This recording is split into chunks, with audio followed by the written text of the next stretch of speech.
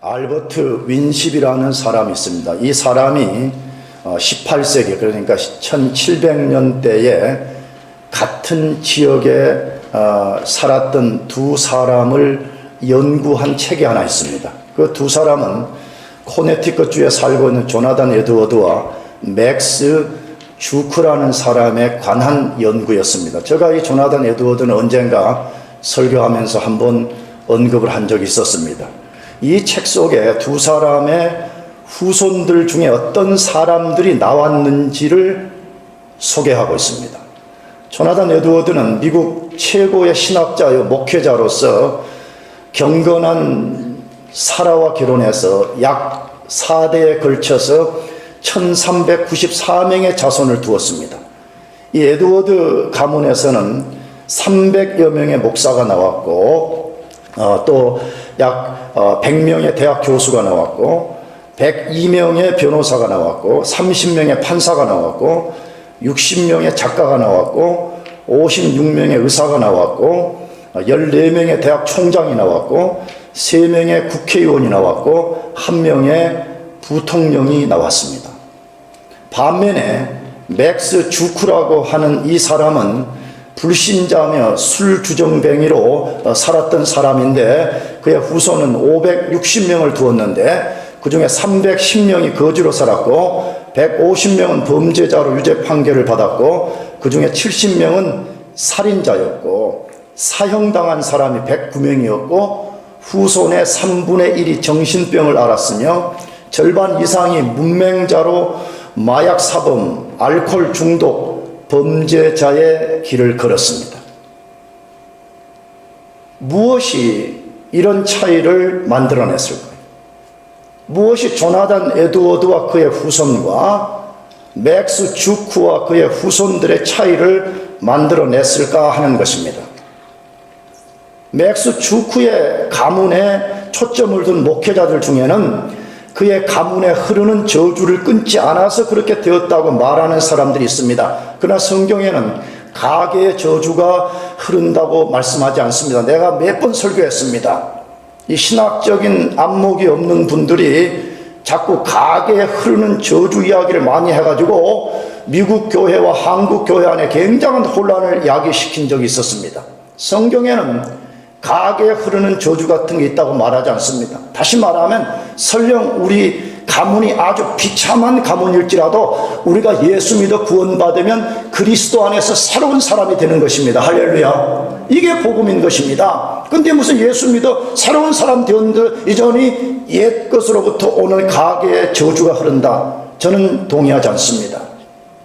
두 번째로 조나단 에드워드 가문에 초점을 둔 목회자들은 조나단 에드워드와 그의 후손들이 그토록 큰 축복을 받은 것은 하나님께서 조나단 에드워드를 축복했기 때문에 조나단 에드워드가 하나님 앞에 신실한 사람으로 살았기 때문에 하나님이 아브라함처럼 그의 후손들을 축복하셨다고 평가하고 있습니다.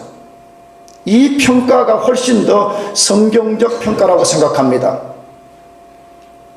그러나 저는 개인적으로 이 두 사람의 후손들의 삶의 모습은 후손들의 선택의 문제가 더 깊은 영향을 미쳤다고 생각합니다.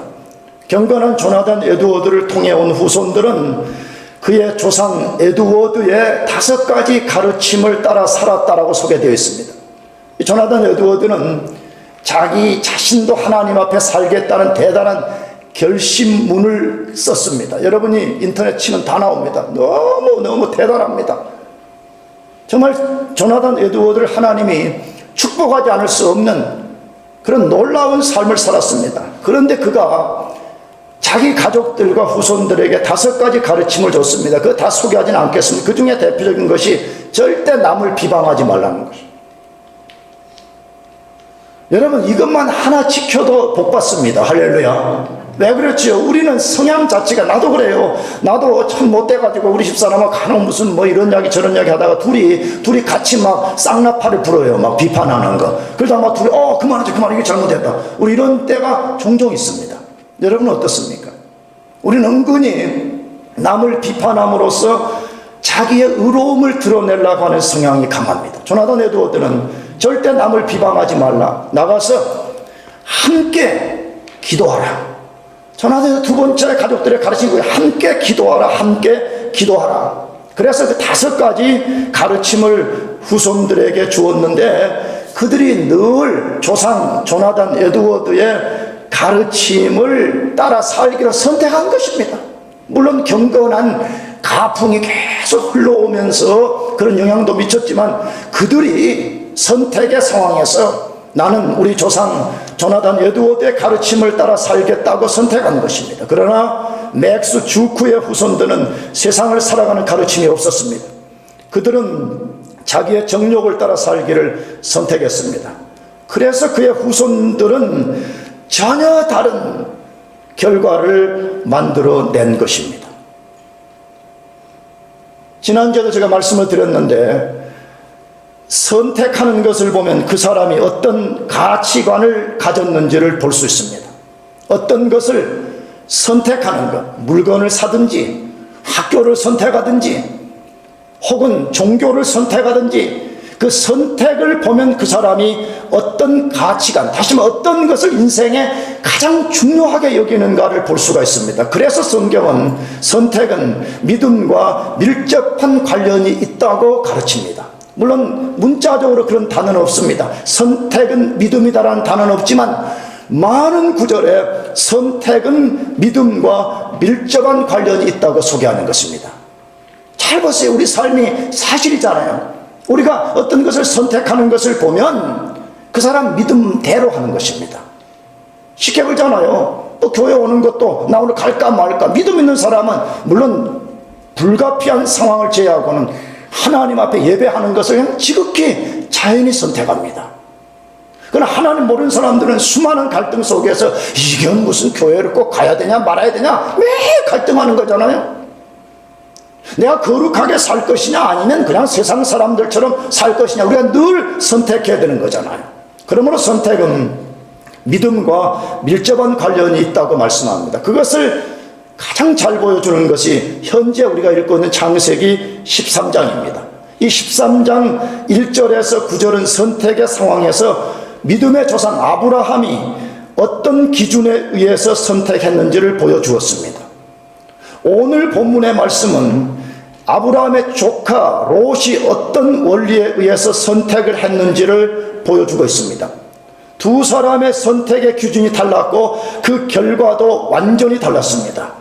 우리가 지난주에 다루었지만 아브라함은 손해보는 쪽을 선택했습니다.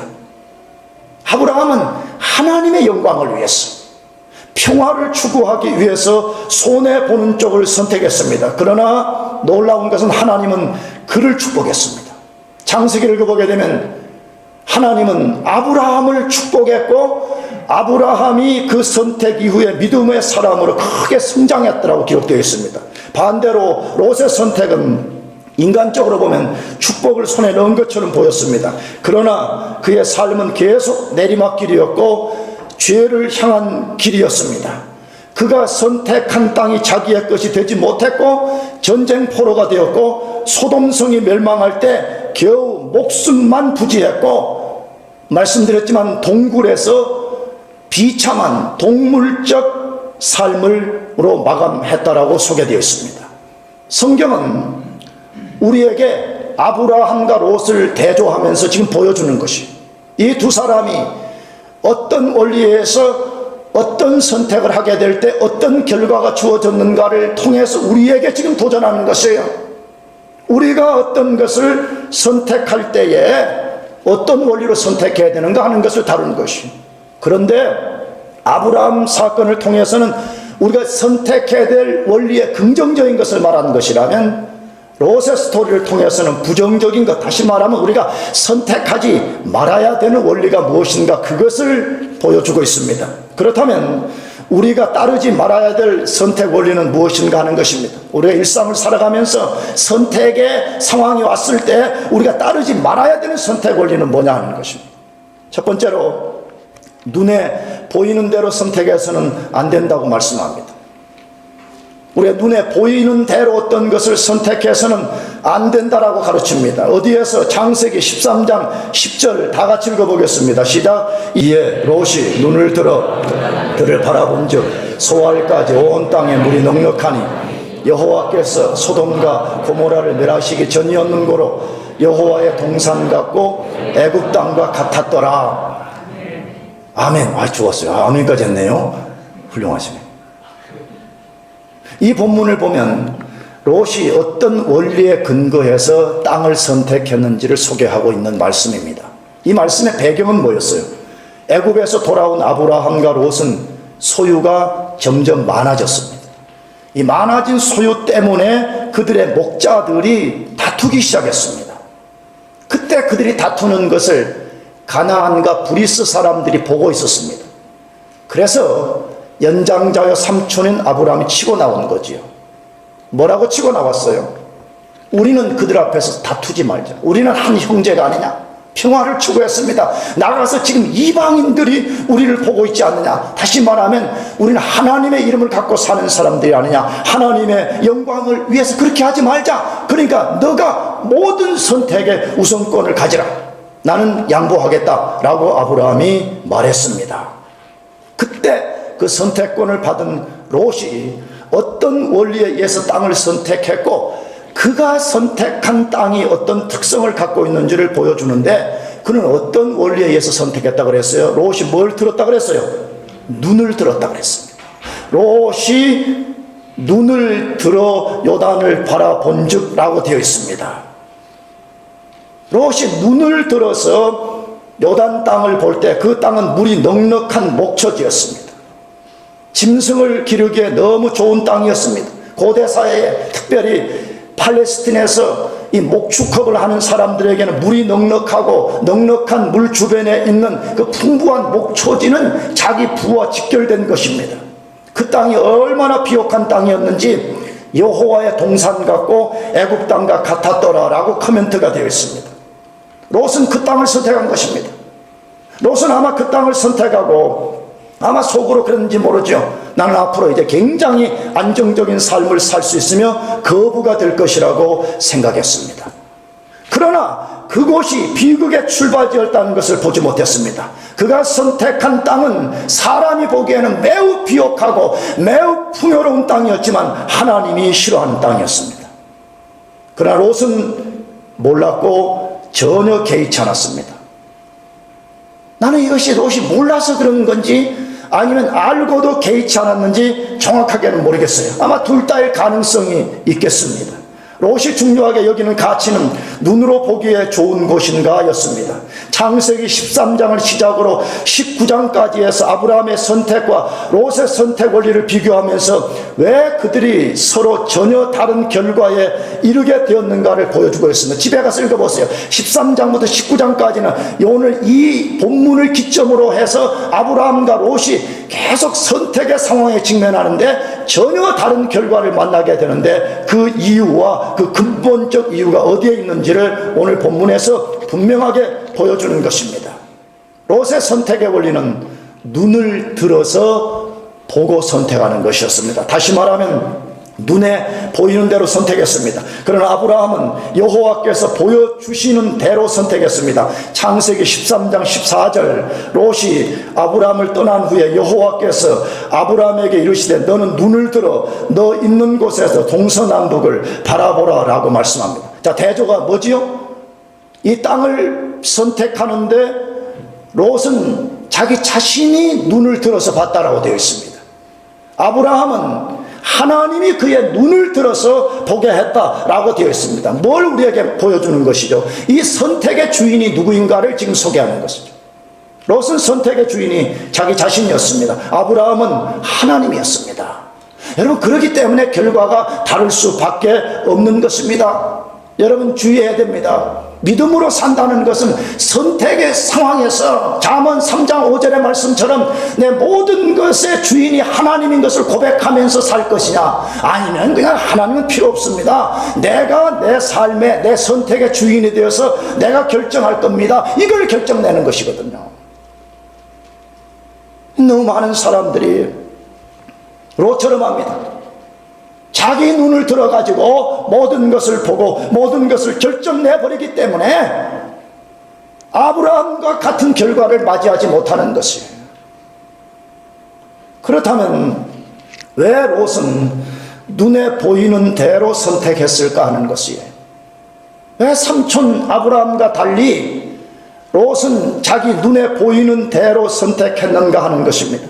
그의 마음이 애굽에 남아 있었기 때문이었습니다. 롯은 아브라함과 함께 애굽에서 나왔지만 그의 마음은 여전히 애굽에 머물러 있었던 것입니다. 두 사람을 잘 보세요. 아브라함은 약속의 땅을 떠나 애굽에 내려갔을 때 죄를 범했습니다. 약속의 땅을 떠나게 될 때 아브라함은 죄를 범했습니다. 그러나 그가 약속의 땅인 가나안으로 돌아왔을 때 그는 애굽의 것을 다 버렸습니다. 그는 다시 단 쌓고 여호와의 이름을 부르며 하나님과 교제하는 삶을 살았습니다.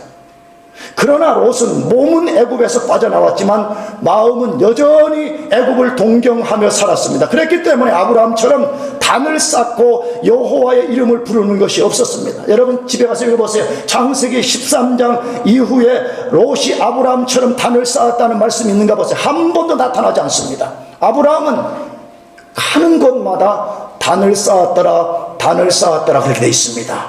여러분 이것은 맞물려 있습니다. 우리 마음이 세상의 상징인 애굽에 가 있는 사람은 단 쌓는 것과 여호와의 이름을 부르는 것을 중요하게 여기지 않습니다. 그런 삶이 없습니다. 기도가 없습니다. 개인의 예배가 없습니다. 개인이 하나님을 깊이 사모하는 것이 없습니다. 계속 이 애굽이라는 세속성이 그 사람의 정서와 지식과 감정과 의지를 사로잡고 있기 때문에 하나님께 단을 쌓고 하나님의 이름을 부르는 것이 없는 것입니다. 그러므로 그는 약속의 땅에 들어와 있지만 자신을 움직이는 내면 세계가 여전히 애굽의 사상으로 꽉 차 있는 것이에요. 겉모습만 가나안 땅에 들어와 있고 겉모습만 약속의 땅에 들어온 것이지 그를 움직이는 내면 세계는 여전히 애굽에 남아 있었기 때문에 롯은 눈에 보이는 대로 선택하고 만 것입니다. 눈에 보이는 것을 따라 사는 것은 하나님을 의지하지 않고 자신을 의지하고 사는 것입니다. 눈에 보이는 대로 사는 것은 하나님의 법칙이 아니라 세상의 법칙을 따르는 것입니다. 사랑하는 교우 여러분 정말 하나님이 살아계신 것을 믿습니까? 그렇다면 여러분 삶의 선택의 상황이 왔을 때에 눈에 보이는 대로 하면 안 됩니다.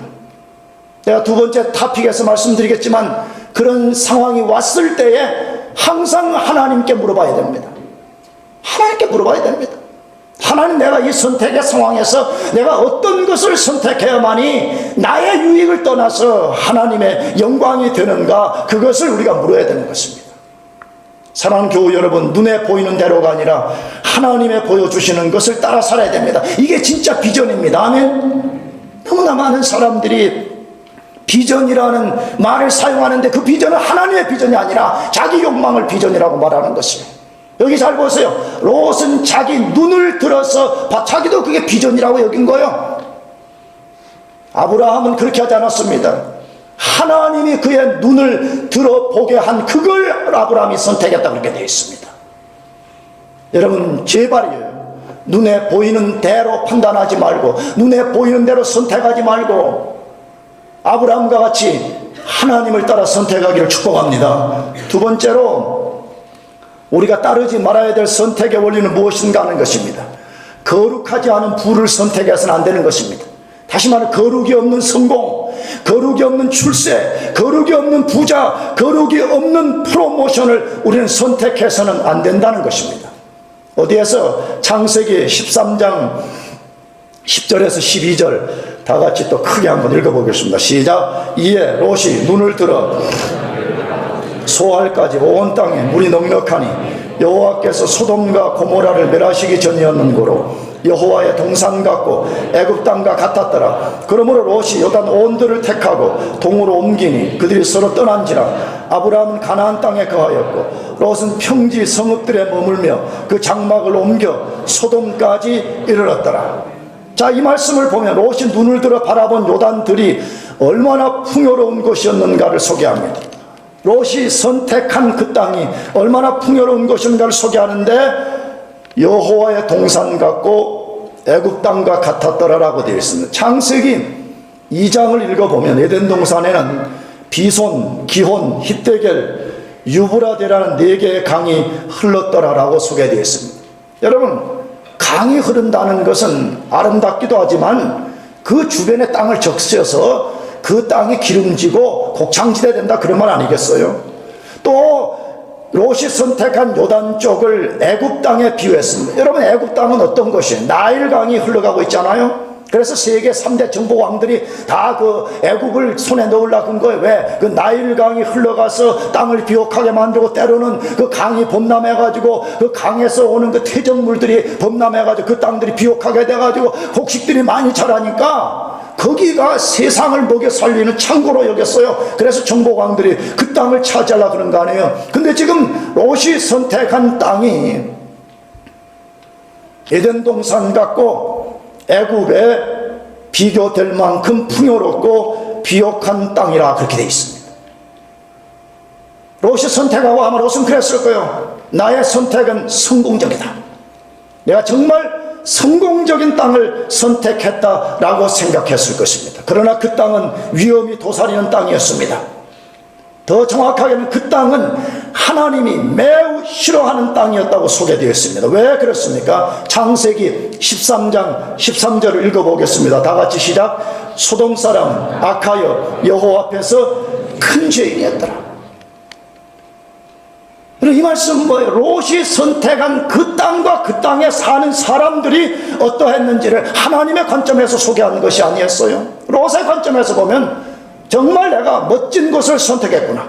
이제 나는 성공만이 기다린다. 이제 나에게는 부만이 기다린다 라고 생각한 땅이었습니다. 그러나 하나님의 관점은 전혀 달랐습니다. 하나님은 그 땅의 사람들은 악하고 큰 죄인이었더라라고 소개되어 있습니다.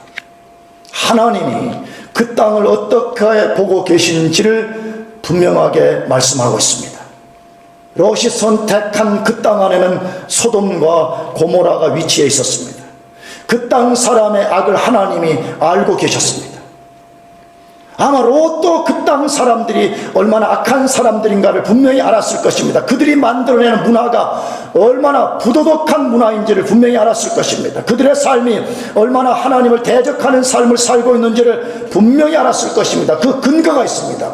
베드로 후서 2장 7절입니다. 무법한 자의 음란한 행실을 인하여 고통하는 의로운 롯을 건지셨으니 라고 소개되어 있습니다. 여러분, 롯은 구원받은 사람이 틀림없어요. 이 베드로후서의 빛에 의하면. 그러나 지난주에도 말씀드렸지만 롯은 구원받은 사람이지만 그는 헌신된 사람이 아니었습니다. 요즘 말하면 그리스도의 제자가 아니었습니다. 그냥 그리스도인이었습니다. 나이롱 신자였습니다. 썬데이 크리스찬이었습니다. 벤치워머였습니다. 매 주일마다 여러분이 앉는 의자만 덮이고 돌아갔다가 식으면 다음 주에 와서 다시 덮이는 그런 사람이었습니다. 어디서 알 수가 있어요? 분명히 하나님이 싫어하는 땅이에요. 분명히 하나님을 대적하는 사람들이 우글거리고 살고 있는 그 땅임에도 불구하고 하나님이 어떻게 보는가는 관심 없다는 거예요. 나에게 불을 안겨줄 수 있는가? 내 눈에 보기에 좋은 땅인가? 그거 하나만 갖고 가는 거예요. 여러분, 육에 속한 그리스도인의 특성이 바로 롯과 같은 것입니다. 고린도전서 2장을 읽어보면, 이거 잘 들어야 돼. 내가 성경 공부할 때 자주 또 설명한 건데, 성경은 이 세상에 사람은 딱 두 부류만 있다 그래. 육에 속한 사람과 영에 속한 사람, 이 두 부류만 있어요, 성경은. 그런데 고린도전서를 읽어보게 되면 세 부류의 사람이 있는 것처럼 소개를 해요. 어떤 사람이냐? 육에 속한 사람은 예수 안 믿는 사람, 이게 구원 안 받은 사람이야. 아예 예수님을 모르는 사람이야. 아직 하나님과 관계가 맺어진 사람이 아니에요. 아니, 옛사람 아담의 그 죄 아래 갇혀있는 사람이에요. 사단의 종노릇하고 있는 삶이에요. 그런데 그 가운데 있는 사람이 예수를 믿어서 구원을 받았어요. 근데 구원은 받아서 영에 속한 사람인데 삶의 방식은 예수 안 믿는 세상 사람들과 다를 바 없는 상태로 사는 것을 너희는 육에 속하였도다, 그렇게 표현하고 있는 거예요. 바로 지금 롯을 말하는 거예요. 롯은 구원받은 하나님의 사람이었지만 그의 가치관, 그의 삶의 방식은 철저하게 육에 속한 사람이었다라고 소개하고 있습니다. 여러분, 육에 속한 삶을, 그리스도인 삶은 어떻게 되는 것이에요? 그건 불을 보듯이 뻔한 것입니다. 그냥 이름뿐인 그리스도인 거예요. 하나님과 날마다 교제하고 동행하고 그 하나님으로부터 오는 그 사랑을 모릅니다. 여러분, 내가 자주 말씀드렸잖아요. 남녀가 사랑에 빠져도 얼마나 보고 싶어하고 속삭이고 싶어하고 사랑의 특성은 만지고 싶습니다. 나는 그래서 젊은이들이 연애할 때 만지는 것을 한편에는 이해는 합니다. 못하게 합니다. 아멘이죠. 좋다 말하 그랬지. 근데 사랑의 특성이라는 게 그래요. 사랑의 특성은 그냥 멀리서 막 이렇게 플라토닉 사랑, 그 거짓말이야. 잘못된 사랑이야, 내가 보기에는. 진짜 사랑은 만지고 싶어. 스킨십 하고 싶어. 형규야, 그렇지? 안 돼, 그래도. 안 돼.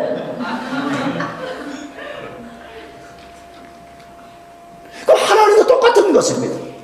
우리 하나님을 사랑하고 하나님 우리를 사랑한다 그러면 하나님과 깊이 이렇게 터칭하고 싶어요. 터칭 당하고 싶어요. 하나님을 만지고 싶어요.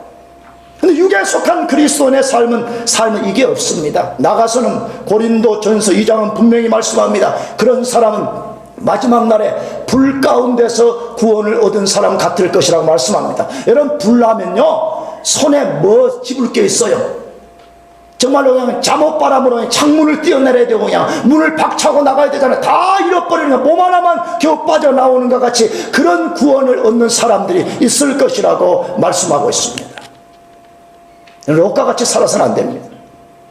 그럼에도 불구하고 롯은 그 땅이 그런 악한 땅인 것을 알았음에도 불구하고 요단을 선택할 때 그 땅 사람들이 가져올 악한 영향력, 하나님이 그 땅을 어떻게 생각하고 계시는가는 안중에도 없었습니다. 그의 유일한 관심은 그 땅이 얼마나 많은 부를 가져다 주고 자신의 삶에 얼마나 많은 쾌락을 가져다 줄 것인가에만 관심이 있었습니다. 그랬기 때문에 그 땅을 과감하게 선택하고 그 속으로 들어갔던 것입니다. 그 결과가 무엇입니까? 자신의 계획대로 된 것이 하나도 없었습니다. 롯이 선택한 요단 땅은 성경을 보게 되면 롯의 것이 되지 못했습니다. 전쟁 포로가 되었습니다. 멸망 직전에 하나님의 전적 은혜로 구원을 받았습니다. 오늘 우리는 어떻습니까? 오늘 우리는 정말 아브라함의 길을 가고 있습니까? 아니면 롯의 길을 가고 있습니까? 부끄럽게도 많은 그리스도인들이 어떤 것을 선택할 때 하나님의 영광과 삶의 거룩을 추구하지 않고 롯의 가치관을 가지고 선택하는 것을 보고 있습니다.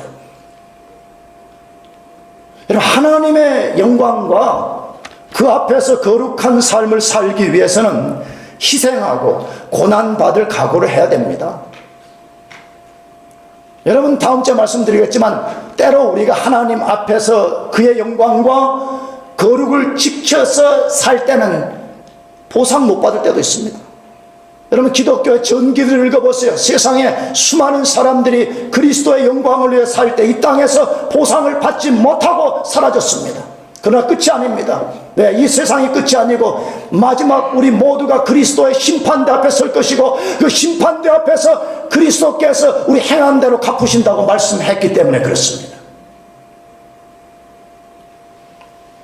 사랑하는 교우 여러분,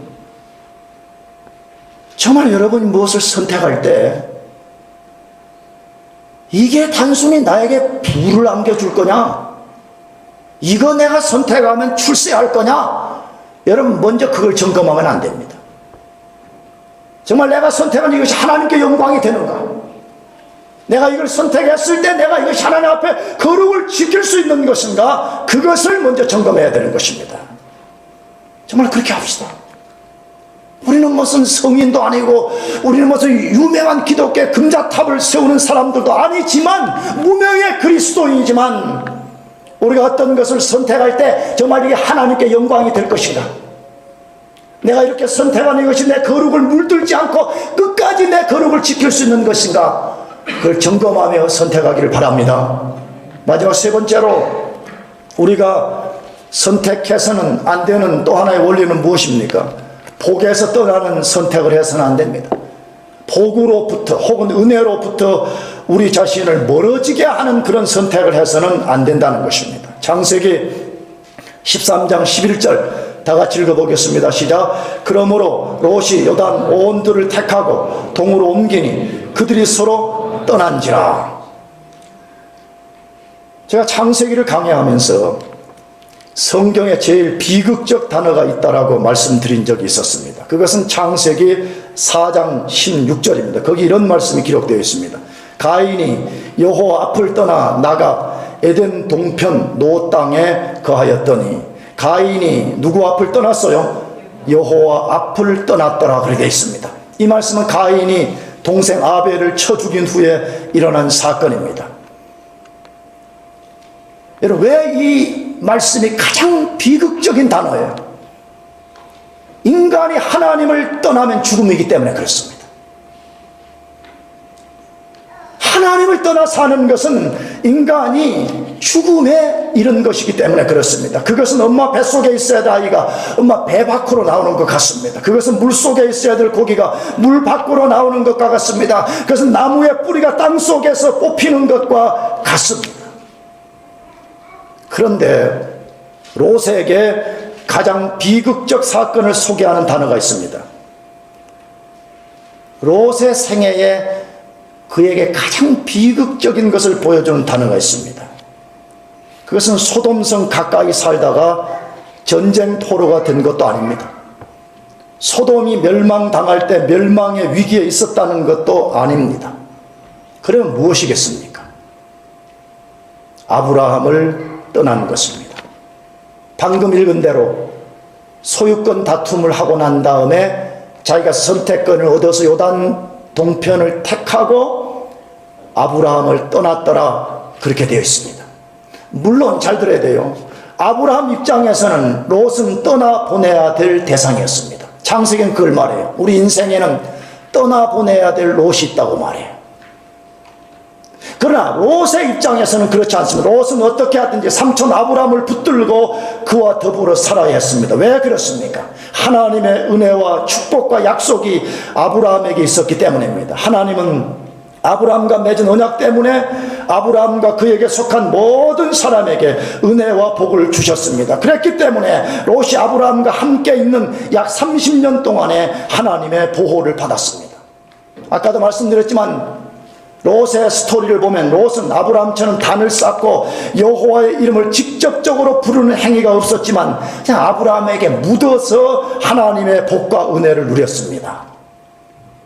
그런데 좀 더 많은 물질을 손에 넣겠다고 복의 근원인 삼촌을 버린 것입니다. 자신이 지금까지 누리게 된 모든 복이 아브라함 때문인 것을 망각한 것입니다. 자기가 잘해서 된 줄 안 것이에요. 그래서 아브라함을 쉽게 떠나버린 것입니다. 그런데 잘 보세요.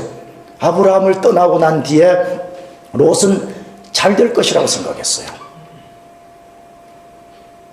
근데 롯은 선택하고 발을 내디디면 디딜수록 계속 비극적 삶을 초래했더라고 소개되어 있습니다. 혹시 우리 가운데 그런 분들 안 계십니까? 우리 주변에는 의외로 그런 분들이 많은 것 같아요. 눈앞에 보이는 어떤 것을 붙잡기 위해서 혹은 잠깐 있다가 없어져 버릴 그걸 붙잡기 위해서 하나님을 쉽게 버리고 은혜와 복의 수원지가 되는 교회와 성도의 교제를 버리는 사람들이 너무너무 많습니다. 저는 지난주에 말씀했지만 저는 도가 깊은 목사가 아니기 때문에 저는 무슨 깊은 걸 보고 그런 목사가 아닙니다. 저는 그냥 헐렁헐렁한 목사입니다. 근데 헐렁헐렁한 목사의 시각에서 봐도 걱정스러운 성도들이 있어. 저렇게 하면 안 되는데, 저렇게 선택하면 안 되는데, 저렇게 가면 안 되는데, 저렇게 살면 안 되는데, 그런 사람들이 있어. 근데 눈앞에 보이는 그거 하나를 붙잡기 위해서 하나님의 복을 쉽게 버려버려, 하나님의 은혜를 쉽게 버려버려, 하나님의 은혜의 수단이 되는 것을 쉽게 발로 걷어차버리는 사람들이 얼마나 많은지 몰라. 성경을 잘 보세요. 왜 하나님이 우리가 예수 믿으면 그냥 우리가 개인이 예수님을 주와 구주로 영접해서 구원받은 거잖아요. 근데 왜 우리를 예수 믿는 이 거룩한 공동체 속으로 우리를 들어가게 하고 성경은 반복해서 그 속에서 거룩한 성도들과 교제하라, 거룩한 성도들과 교제하라, 의를 쫓고 부르는 자들과 함께 교제하라라고 그렇게 말씀하는 것이에요. 여러분, 그 사람들을 통해서 하나님의 은혜가 임하기 때문입니다. 믿습니까? 그 사람들을 통해서 복이 임하기 때문에 그렇습니다. 특별히 대학부 젊은이들, 여러분들이 가장 영향력을 많이 받는 사람은 내가 보니까 부모도 아니에요. 나도 자녀 키워보니까 어렸을 때는 뭐 좀 야단도 치고 뭐 윽박지르기도 하고 막 때로는 필요하면 협박도 하고 해유도 하고 막 공갈까지는 아니지만 뭐 그러면서 아이들을 해서 이렇게 목적지까지 도달시키게 합니다. 그럼 따라옵니다. 근데 이제 좀 커지면 안 듣습니다. 아빠 말은 너무 고리타분하고 그거는 16세기에나 맞는 그런 이론이라는 식으로 안 받아들입니다. 그래가지고 연애도 한 번도 안 해본 친구한테 가서 연애 상담하고 그럽니다. 와, 또 그 친구들이 인터넷에 많이 봐가지고 또 삼각관계, 사각관계 드라마는 또 굉장히 많이 봐가지고 또 하여튼 이것이 또 굉장합니다. 이것이 거기에서 뭐 선한 것이 나오겠어. 거기서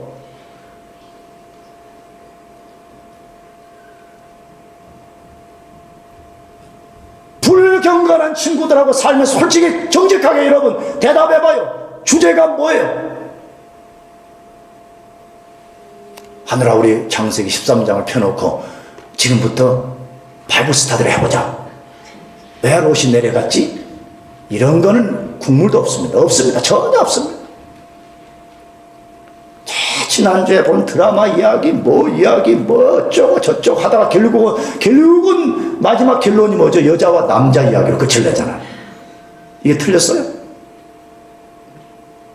그러니까 친구와 교제를 하는데 배울 것이 없고 좋은 영향력을 받는 것이 없는 것이에요. 그래서 하나님은 거룩과 경건과 의를 추구하는 자들과 함께하라 그렇게 말씀하시는 거 아니에요? 그런데 교회에 오면 별로 재미없거든요. 왜? 교회에 대한 어떤 망상을 좀 갖고 있거든. 아, 교회 가면 그래도 내가 대접받고 뭐 교회는 정말 뭐 그래 나이트클럽 정도는 재밌을 것 같다라고 생각하는데 이게 별로 재미도 없거든. 여기 와보니까 이상한 목사하고 소리나 깨끗 질렀었고 뭐 찬양하는데 앉았다가 일어섰다가 했었고 뭐 기도하라 했었고 말이에요. 밥도 뭐 안 주고 말이에요. 빵 주고 막 이러니까 아, 이게 별 볼 일 없구나. 내팽개쳐버린 거예요. 여러분, 그런 사람들은 정말 인생이 받을 수 있는 절호의 찬스를 자기 스스로 걷어차버린 것이에요. 하나님의 아브라함을 통해서 롯에게 은혜를 주신 것과 같이 하나님의 경건하고 거룩한 친구들, 거룩한 성도들을 통해서 부어주실 그 은혜가 있음에도 그것을 내 동댕이 쳐버리기 때문에 그런 사람들의 삶이 비극적으로 끝나고 마는 것입니다. 여러분, 하나님의 복과 하나님의 은혜를 멀리해서는 안 됩니다. 그래서 멀어지는 삶을 살아서는 안 되는 것입니다. 롯을 다시 보세요. 롯은 자신이 그렇게 하면 자기가 선택한 것이 다 자기 것이 될 것이라고 생각했지만 단 한 가지도 자기의 것이 된 것이 없습니다. 우리는 룻의 신앙을 본받아야 됩니다. 누구 신앙요? 룻. 이 하나 차이야. 롯. 와, 이렇게 차이가 많이 나는지. 여러분, 룻은 어떤 사람이었습니까? 룻은 원래 모압 여자였습니다. 모압이라는 말은 유태인들이 볼 때는 이방인이었습니다. 근데 어떻게 해가지고 유태인 남자와 결혼을 했습니다. 그런데 남편이 죽었습니다. 그 형제 다 죽었습니다. 다시 말하면 형사치수전이 뭐 이런 거 할 수 있는 건덕지가 하나 남은 거라는 시어머니, 나이든 시어머니 하나밖에 없었습니다. 이 시어머니가 너무 절망적이니까 룻에게 말했습니다. 나는 이제 아무 소망이 없다.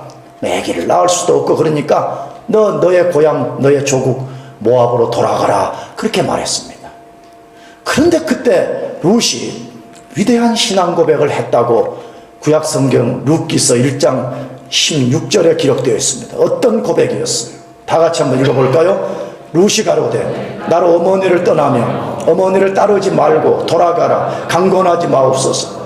어머니께서 가시는 곳에 나도 가고 어머니께서 유숙하시는 곳에 나도 유숙하겠나이다.